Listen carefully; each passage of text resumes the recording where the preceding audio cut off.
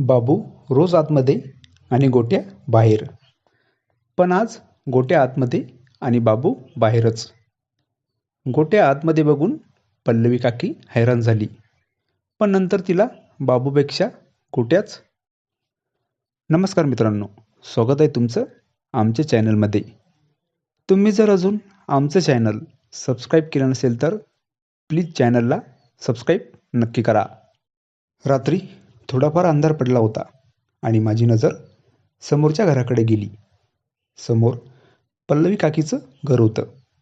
मला तिथे दारात एक मुलगा उभा दिसला. तो बाहेर बसलेला होता आणि दरवाजा बंद होता.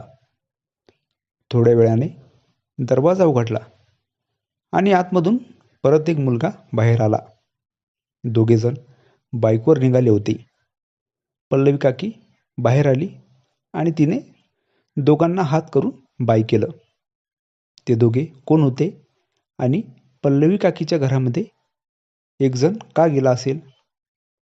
पल्लवी काकी तिच्या घरी एकटीच राहत होती. तिचं वय पण काही जास्त नव्हतं. 30-35 वर्षाची असेल पल्लवी काकी. पल्लवी काकीला खूप वेळा एका मुलासोबत बघितलं होतं. तो मुलगा होता बाबू. बाबू रोज पण रात्री थोडा अंधार पडला की पल्लवी काकीच्या घरी यायचा आणि तो आतमध्ये जाऊन त्याच्यासोबत त्याचा मित्र गोट्या पण असायचा. गोट्या बाहेरच थांबायचा लक्ष ठेवायला. दोघे आल्यावर बाबू त्याच्या मित्राला सांगायचा, बाहेर कोणी आलं तर लक्ष ठेव. बाबू आतमध्ये आज असे आणि गोट्या बाहेर लक्ष ठेवत होता. पल्लवी काकी आणि बाबू दोघे खूप वेळ घरामध्येच. नंतर बाबू आणि गोट्या बाईकवर निघून जात होते. पल्लवी काकीच्या घरी रोज दोन मुले येतात हे आता गल्लीमधील बहुतेक लोकांना माहिती झालं होतं. पण कोणीही त्या गोष्टीकडे लक्ष देत नव्हतं. एक दिवस दोघे बाबू आणि गोट्या आले. रोज बाबू पल्लवी काकीसोबत आतमध्ये असायचा आणि गोट्या बाहेर.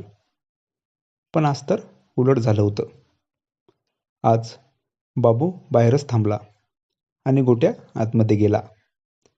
गोट्याला आतमध्ये येताना बघून पल्लवी काकी हैराण झाली आणि ती गोट्याला म्हणाली, गोट्या तू कसं काय आला आतमध्ये? बाबू कुठे आहे? गोट्या म्हणाला, आमच्यासारख्या गरिबावर पण थोडी दया करत जा. पल्लवी काकीने पण गोट्याला संधी दिली. गोट्याला बाबूनेच पाठवलं होतं आतमध्ये. त्यानंतर तर पल्लवी काकीला बाबूपेक्षा पल्लवी काकी गोट्याचीच दिवाणी झाली होती. तिने नंतर कधीच बाबूसोबत काहीच नाही. बाबूला आता पश्चाताप होऊ लागला होता, कारण त्याने गोट्याला एक संधी दिली होती. त्यामुळे पल्लवी काकी त्याच्याकडेच आकर्षित झाली होती. ही कथा पूर्णपणे काल्पनिक असून वास्तविक जीवनाशी काहीही संबंध नाही.